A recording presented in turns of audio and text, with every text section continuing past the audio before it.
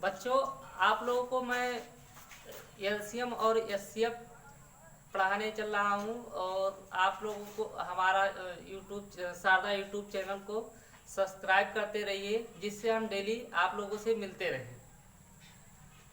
तो आप लोगों को मैं बेस बताऊंगा, आप लोग इसको ध्यान से समझने का प्रयास कीजिएगा। देखिए, एचसीएफ एचसीएफ का मतलब क्या होता है आप लोग जानेंगे, ठीक है। एचसीएफ का जो फुल फॉर्म होता है वो होता है हाईएस्ट कॉमन फैक्टर।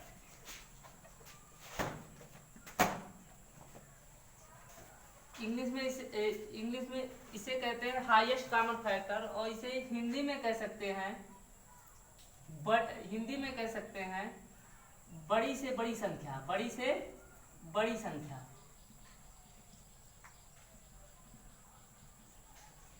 यानी एलसीएम के बारे में आप लोग समझ लीजिए। एलसीएम का मतलब होता है lowest common factor. Lowest common factor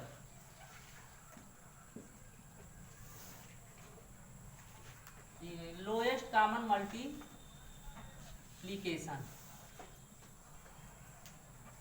यानी इसमें कह सकते हैं छोटी से छोटी संख्या। छोटी से छोटी संख्या।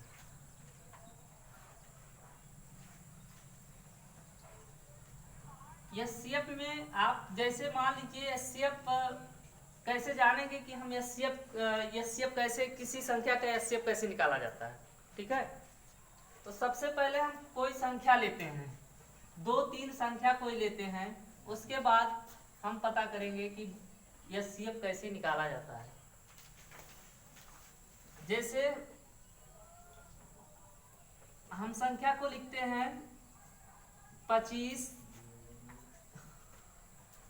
और 40, इसका हमें एचसीएफ निकालना है। इसको 2 मेथड से निकाल सकते हैं। पहला मेथड आप लोग को बताएंगे, गुणनखंड मेथड। गुणनखंड मेथड, गुणनखंड विधि हिंदी में बोलते हैं, और इंग्लिश में कहते हैं फैक्टर मेथड। इंग्लिश में कहते हैं फैक्टर मेथड। जैसे आपको 25 का खंड करना है, तो आप क्या करेंगे, 25 का आप लोग पहले इसका अभाज्य गुणनखंड करते हैं। देखते हैं संख्या आपका विषम है, और ये संख्या विषम संख्या आप जानते हैं किससे कटेगा। विषम संख्या की आप लोग मतलब रूल परिभाषा आप लोग जानते ही हैं। ये आपका 3 से नहीं कटेगा, 5 से कटेगा, 2 से नहीं कटेगा। 2 तो आपका सम संख्या है, 5 से कटेगा। 5 25, फिर 5 से काटेंगे 1 आया। इसका फैक्टर देखेंगे 5 × 5। फिर इसे हम कोई मान लीजिए 25 को हम कोई नाम देना चाहें, तो इसको हम कह सकते हैं px भी कह सकते हैं, ठीक है, पहली संख्या को। दूसरी संख्या को कह सकते हैं qx, जिसका जो संख्या है 40 यानी 40 है। इसका हम फैक्टर कर लेते हैं 40। अब ये संख्या आपका सम है। सम संख्या को आप जानते हैं, इसका रूल परिभाषा जानते हैं। इसको आप 2 से काटेंगे, यहाँ 20 हो जाएगा। फिर 2 से काटेंगे, यहाँ 10 हो जाएगा। फिर 2 से काटेंगे 5 हो जाएगा। अब काटिए या ना काटिए, और काट लीजिए तब भी ठीक है। 5 से काटेंगे 1 हो जाएगा। इसका फैक्टर जो आया 2 × 2 × 2 × 5। अब क्या करेंगे, px और qx का आप लोग px और qx का हम एचसीएफ निकालेंगे। अब देखते हैं दोनों संख्याओं में इसका जो फैक्टर है, अभाज्य गुणनखंड है, इसमें हम क्या करते हैं, एचसीएफ में देखते हैं कि दोनों संख्याओं में कौन सी संख्या कॉमन है। कॉमन हमें ढूंढना है इसमें, और हमें किसी संख्या से नहीं मतलब है। कॉमन देखते हैं, इसमें 5 है तो इसमें भी 5 है। आपका एक संख्या आपको कॉमन यहाँ से मिल रहा है। दूसरी संख्या 5 है, इसमें नहीं है, और कोई संख्या नहीं है। पहले पहले पहले संख्या में कोई और संख्या नहीं है, कोई अंक नहीं है, तो हम क्या कर लेते हैं, जो दूसरी संख्या दूसरे संख्या है उसको हम छोड़ देते हैं और पहले दूसरे में जो कॉमन मिल रहा है उसको हम लिख लेते हैं। तो पहले दूसरे में कॉमन क्या है, 5 है, तो इसका एचसीएफ आपका 5 हो जाएगा। ये आपका था गुणनखंड मेथड, यानी जिसे हम फर्स्ट मेथड बोल सकते हैं। सेकंड मेथड हम क्या करेंगे, जिसे हम भागविधि कहेंगे और इंग्लिश में हम इसे कहते हैं डिवाइड मेथड। इंग्लिश में इसे कहते हैं डिवाइड मेथड।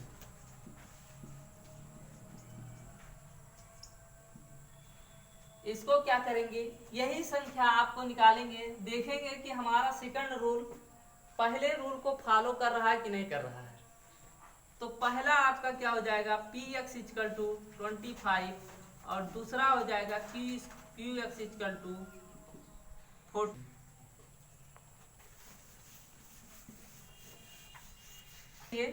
सेकंड मेथड आप लोग फिर से देखिए, भागविधि बोलते हैं हिंदी में, इसको इंग्लिश में कहते हैं divide method. Divide method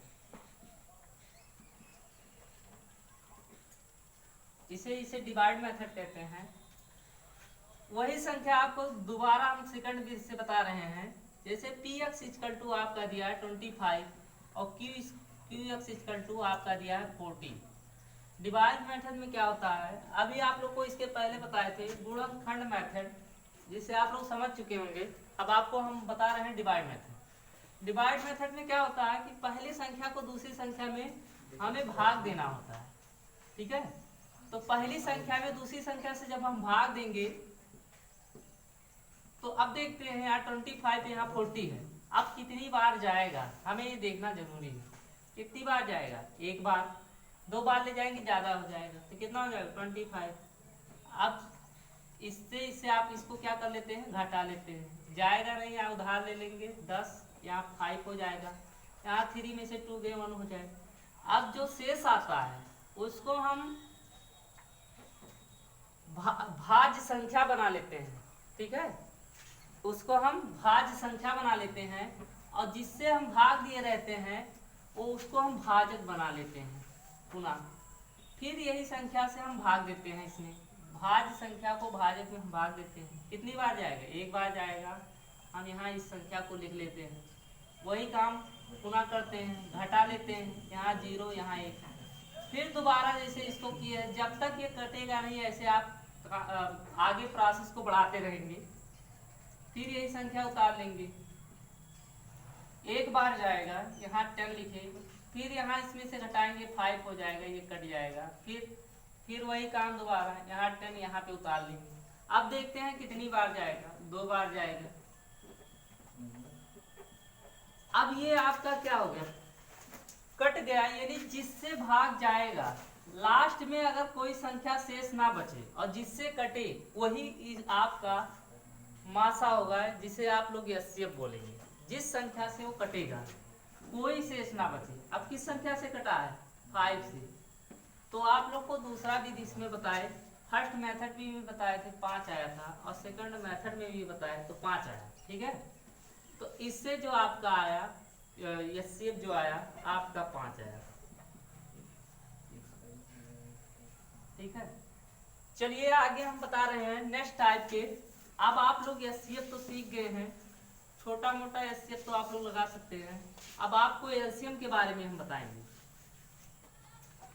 LCM क्या होता है, एलसीएम के बारे में हम शुरू में लिख दिए थे।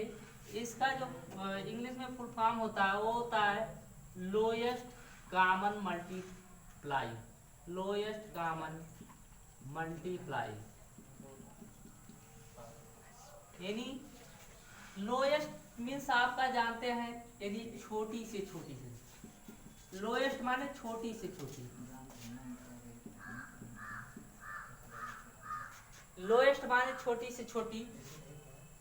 क्या करेंगे, जैसे हम एचसीएफ बताए थे उसी तरह हम यहाँ पे 2 या 3 संख्याएं लेते हैं, ठीक है। 2 या 3 संख्याओं को लेने के बाद हम उसी दिशा में आप लोगों को एलसीएम के बारे में बताएंगे। जैसे हम एक लेते हैं px इक्वल टू, यहाँ लेते हैं हम कोई संख्या, ऐसी संख्या लेते हैं, ऐसी संख्या लेते हैं जो सब में भाग भी चला जाए, ऐसी संख्या लेते हैं, ठीक है। जैसे यहाँ पे हम लेते हैं कोई संख्या 30, दूसरी संख्या लेते 60। अब इस संख्या को आपको निकालना है एलसीएम, तो क्या करेंगे, इसमें भी आप लोग दो मेथड से लगा सकते हैं। तो पहला मेथड आप लोग देखिए, फर्स्ट मेथड आप लोग देखेंगे कि इसमें भी फर्स्ट मेथड आप गुणनखंड मेथड से लगा सकते हैं। गुणनखंड मेथड जिसे आप लोग कहते हैं गुणनखंड विधि, इंग्लिश में इसे बोलते हैं फैक्टर मेथड, फैक्टर मेथड बोलते हैं। देखिए इसमें आप क्या करेंगे कि जैसे कोई px दिया है तो px का वैल्यू जो दिया है 30 दिया है, तो 30 का आपको गुणनखंड करेंगे। तो देखते हैं, सबसे पहले ये आप लोग गुणनखंड करना जानते हैं। सबसे पहले आप इसको काटेंगे, सम संख्या 2 से काटेंगे, यहाँ 15 आ जाएगा। फिर अब सम संख्या नहीं है, विषम है, तो आप 3 से चेक करेंगे, 3 से ये संख्या कट जाएगी, तो 3 से काटेंगे तो यहाँ 5 हो जाएगा, 5 से काटेंगे, यानी जो 30 का फैक्टर जो आया वो आया 2 गुणे 3 गुणे 5 आया। फिर अगली संख्या को qx लेते हैं, यहाँ 40 है, 40 है, 40 का जो फैक्टर होगा, आप सम संख्या है तो 2 से काटेंगे, यहाँ 20 हो जाएगा। फिर 2 से काटेंगे 10 हो जाएगा, 2 से काटेंगे 5, और 5 से काटेंगे तो 1। इसका जो फैक्टर आया वो आया आपका 2 गुणे 2 गुणे 2 गुणे 5 आया। फिर नेक्स्ट संख्या को लेते हैं, वो है आपका rx जो है 60 है, यानी 60।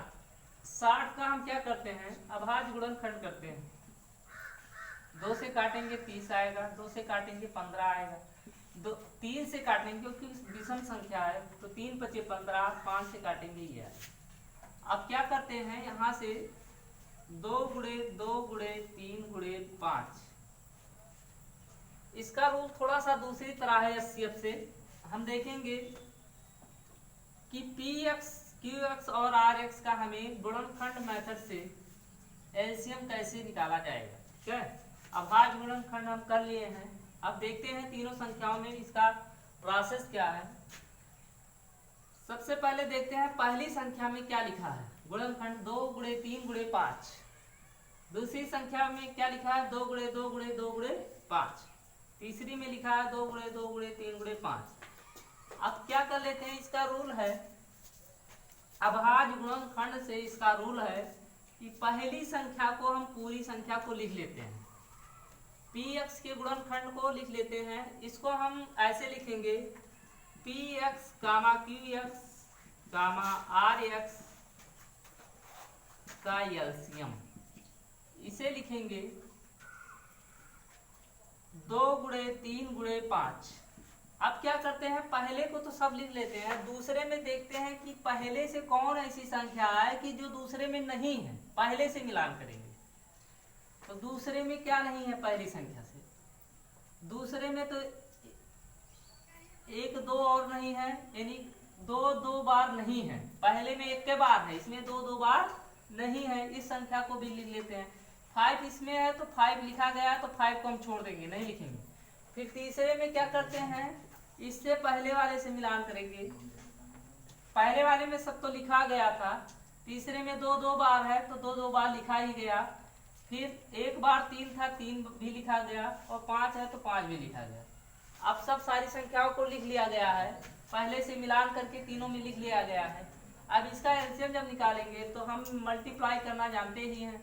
2 गुणिया 6, 6 पंचे 30, 30 गुना 60, 60 गुना 120, यानी 120 हो जाएगा, ठीक है। सेकंड मेथड जो है वो आपका है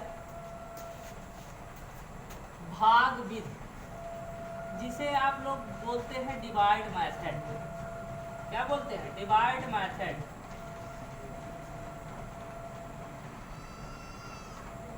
भाग विधि में हम देखें तो यहाँ पे जो संख्याएं लिखी हैं उसी संख्या को हम दोबारा रिपीट लिखेंगे, देखेंगे कि क्या हमारा आंसर सही था कि नहीं सही था। पहले मेथड में px को जब हम देखते हैं तो हम यहाँ पे लिए थे 30 और qx को लिखते हैं तो हम यहाँ लिखे थे 40 और rx को लिखते हैं तो हम यहाँ लिए थे 60। तो अब देखते हैं px gamma qx gamma rx का एलसीएम जो होगा वो हो जाएगा 20 40 60। पहले 2 से काटेंगे तो यहाँ हो जाएगा 15।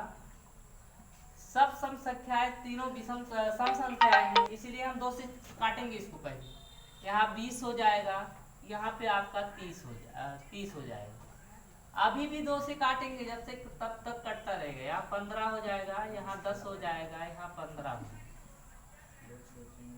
अभी भी छोड़ेंगे नहीं, इसको हम काटते रहेंगे क्योंकि कट रहा है अभी भी एक संख्या। यहाँ 15 हो जाएगा, यहाँ 5 हो जाएगा, यहाँ 15 हो जाएगा। अब इसको हम देखिए तीनों संख्याएं आपका सम नहीं है, इसीलिए हम सम से नहीं काटेंगे, विषम से काटेंगे। 3 से काटेंगे, 3 पचे 15, 15, 3 पचे 15। फिर आप किससे काटेंगे? 5 से काटेंगे, 5 एकम 5 एकम 5। अब इसका एलसीएम जो निकालेंगे वो आपका आ जाएगा एलसीएम इक्वल टू, देखेंगे इसको इसका जो अभाज्य गुणनखंड हुआ है सब जो कटा है, इसको हम यहाँ से जिन जिन संख्याओं से कटा है इसको हम लिख लेते हैं मल्टीप्लाई के रूप में। 2 गुणे 2 गुणे 2 गुणे 3 गुणे 5। और इसको हम जब लिखते हैं ऐसे तो अब मल्टीप्लाई कर लेते हैं। 2 दूनी 4, 4 दूनी 8, 8 त्रिक 24, 24 पंचे 120, 24 पंचे 120। ठीक है,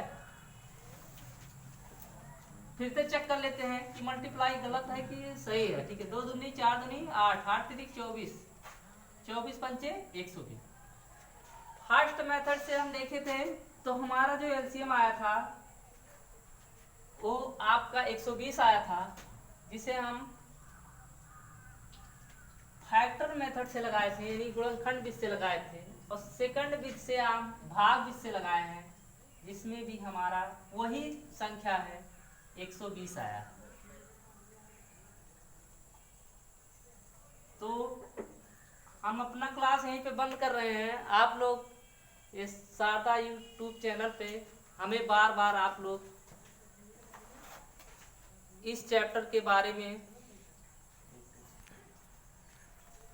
अगर किसी भी बच्चे का कोई क्वेश्चन इस चैप्टर से फंसता है तो आप शारदा के चैनल पर आप हमसे इस क्वेश्चन के बारे में, आप लोग इस चैप्टर के बारे में पूछ सकते हैं।